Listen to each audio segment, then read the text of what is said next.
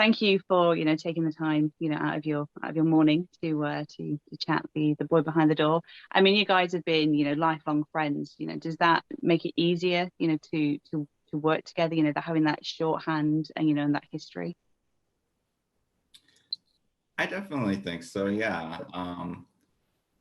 It's like, it's weird to say, but it's just kind of like a safe space when we like create and collaborate and we think of stories. We're not like scared of hurting each other's feelings. But it's also really good just to have, your best friend to like rely on when, you know, crap's hitting the fan, which it seems it does a lot when you're trying to make a movie.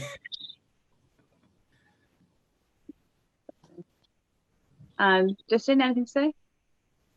Oh, no, I agree with everything he said. Yeah, it's really helpful, and it's been really nice having like someone that I do know so well that, we've known each other since literally kindergarten. So it just makes things really, really easy. Like you said, we can just say whatever. We're always just talking on the phone anyway. So all these conversations just come up organically. So it doesn't feel like, we're really, I don't know, it doesn't feel like we have to try hard with any of it. It just kind of like happens naturally with us, which is really refreshing. I mean, where did the idea for the boy behind the door come from? It honestly kind of came just from a lot of like rejection from our other scripts. We were trying to, get started with a couple other projects that we thought were like, oh, these are ones that, are going to be really marketable and people are going to really, industry execs are going to really respond to. And we got this feedback of, well, the budgets are too big for, you guys being first-time directors, even though the budgets are really low. For you guys being first-time directors, and it just doesn't seem like there's a good fit for you guys and all that stuff. And we eventually got to this point where we're like, okay, well, let's figure out a story that we can actually just do ourselves without any outside influences. And we naively at that time were like, oh, okay, well, let's like come up with this story that's just like more centered on kids. We love kids in horror. And it's like, you don't need like big stars when you have kids or whatever, but we didn't realize all the logistical issues that come with kids and how that actually balloons the budget.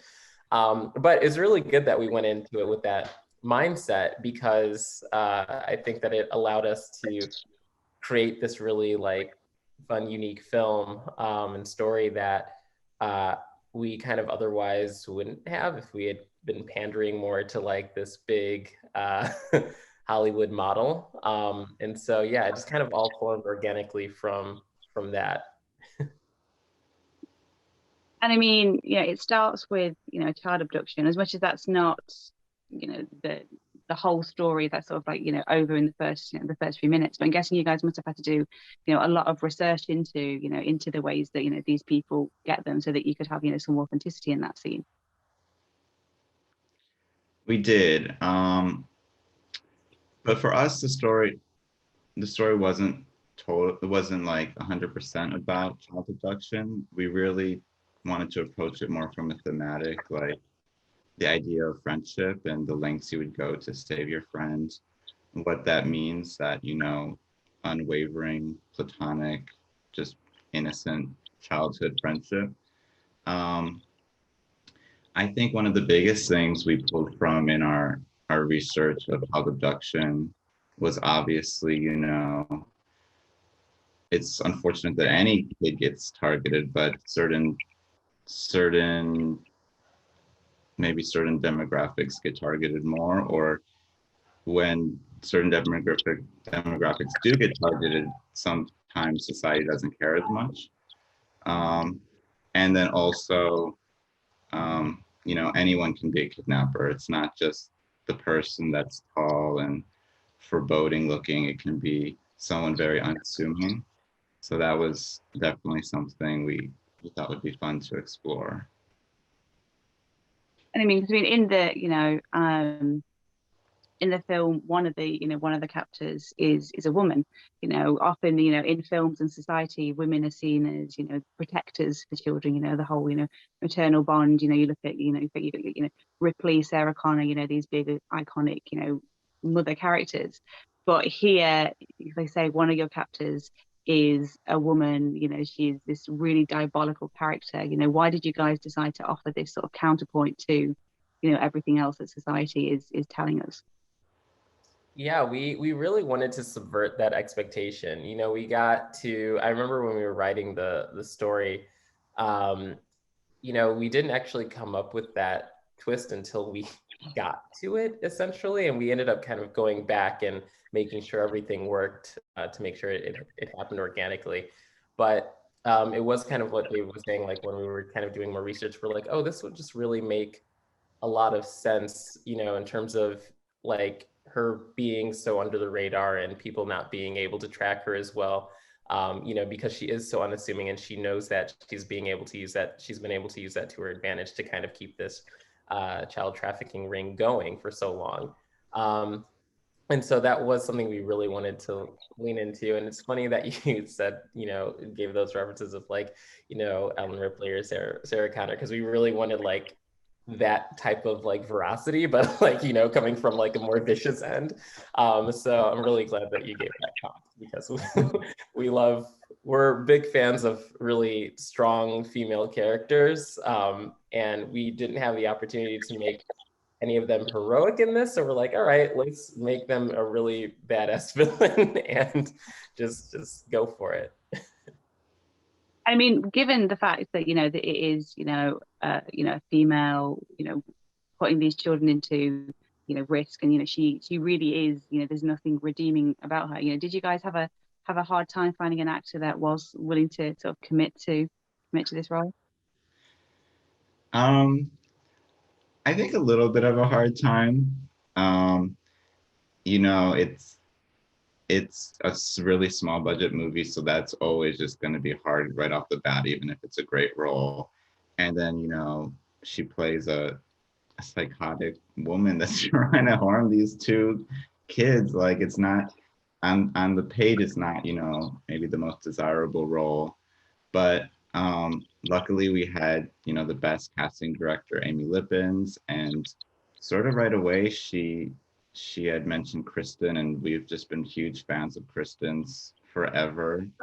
We're big True Blood fans, and luckily, I don't know how, thankfully, she really responded to the script. She understood sort of our intention with it.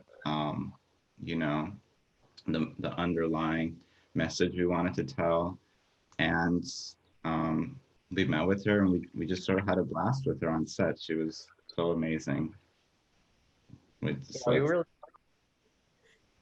I was gonna say, we really want to lean in on the themes, like when I think approaching these actors, like, and not focus too much on just like what they're doing on screen. I mean, some reviewers have, drawn comparisons to yourselves, almost looking like older versions of your leading roles. Do you guys see yourselves in your characters? I think we do. We didn't necessarily go into it originally feeling that, but as the story was developing, we were like, okay, I think especially since it was so much about friendship, we started kind of inserting, ourselves into those roles a little bit more. We were asking ourselves the question of like, well, would you go back for me? Go back for you. And yeah, we kind of interestingly came to the conclusion I would have kept running, actually. So I'm not really the Bobby of the story. And David's the one, oh, I would have gone back for you. And I'm like, no, I would have gone and, I still would have been really scared, but I would have, like Bobby, very quietly gone into the house and tried to figure it out. I'm not. David's always been the one that's like, oh, let's go explore this like haunted house, or he's trying to get me to do like a seance now. Like he's always the one that's like all into the risk, and I'm like risk averse. So I'm like, just no, stay away from this bad situation. I mean, like, this was your first feature. You're working with two young cast members in central roles. What was that experience like? Because the saying is don't work with children, and I'm guessing the night factor as well really threw up a lot of issues.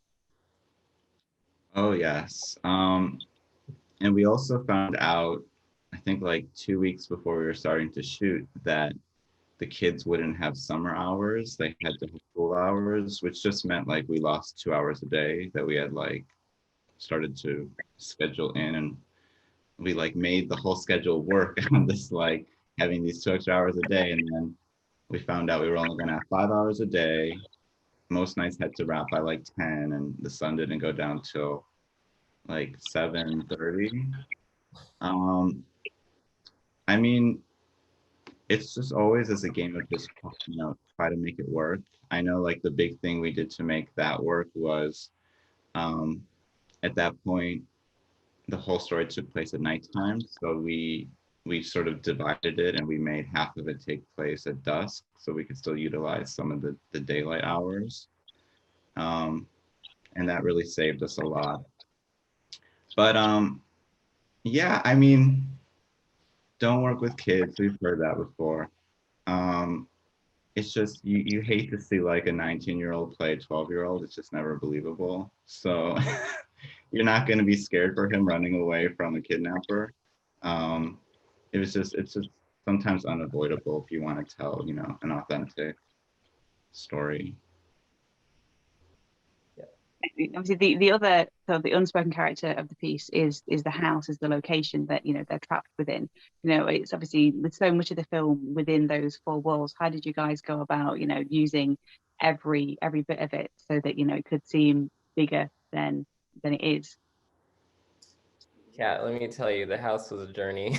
That getting everything with that location was this. I think the time was like the number one hurdle, and the number two was just the location and how to utilize it, because there were, on the page, it was we really knew what we wanted to do with that, very clearly, and we had really clearly shot listed it. Um, the location itself, though, that we ended up landing on just had so many restrictions around it, that we weren't anticipating, that it kind of informed what we were able to do in a lot of ways, which was really fascinating.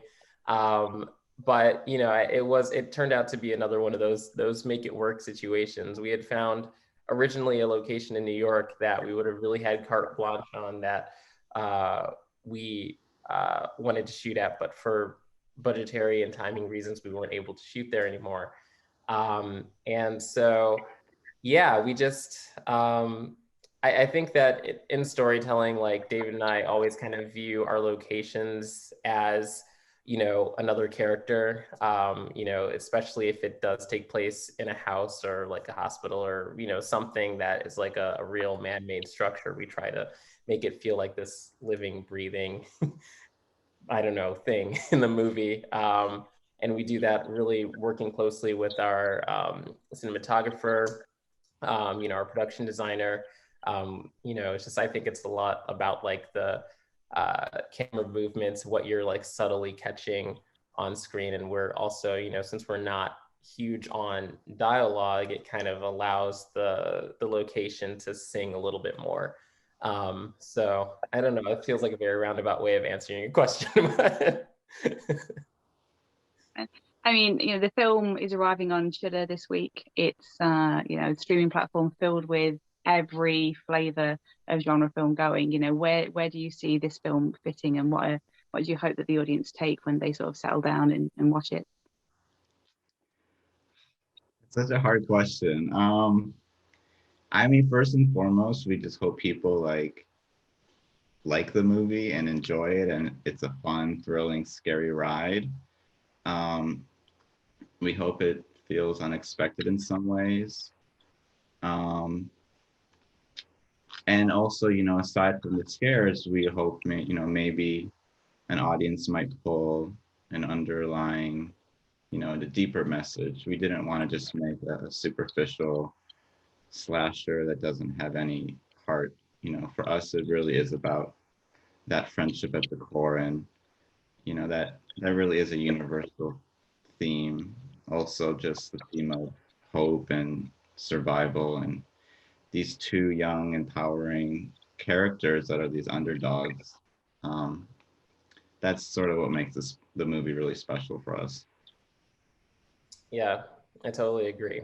If you like really exciting, horror thrillers, go into this knowing that it's kind of just start right away, and hopefully you'll feel it doesn't let up. But yeah, also has a really what we believe strong emotional core, and we want people